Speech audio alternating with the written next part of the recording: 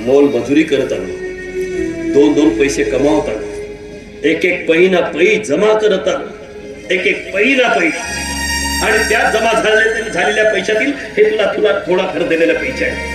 होय, कारण वाणी माझ्या खर्चाचं ओझं मी कोणा दुसऱ्यावर लादू इच्छित नाही लादू इच्छित. कारण मला स्वबळावर जगायचं आहे, स्वबळावर मोठा व्हायचा आहे, स्वबळावर मला IAS अधिकारी व्हायचा आहे, IAS अधिकारी. त्यासाठी मला कितीही कठोर परिश्रम करावा लागले तरी करेन, पण चोरी करणार नाही. म्हणणार चोरी नाही करणार मी कधी. चोरी केली नाहीस, मग हे त्याला का सांगितलं नाहीस? मला काय सांगायचं ग, मला काय सांगायचं, आणि कोण ऐकतो माझं या घरात, कोण ऐकतो?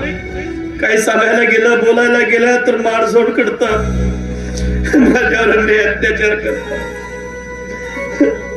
म्हणून कुणाला काय सांगायचं मला माहित आहे. वाणी ही चोरी या दत्तू काकानीच केली, पण त्याचा आळ मात्र तो माझ्यावर आणतो. होय, पण काय करू शकतो मी? कित्येक दिवसापासून तो बिचारा पिये म्हणून आपल्या घरी काम करतोय. कमीत कमी माझ्या अशा वागण्यात त्याचं तर भलं होईल, त्याचं तर लेकरं बाळ सुख होतील, त्याला तर समाधान मिळेल. माझं काय ग, माझं सोड. मी दुःखी होतो आहे आणि दुःखीत राहणार. युवी, मला तुझा फार अभिमान वाटतो, फार अभिमान. अरे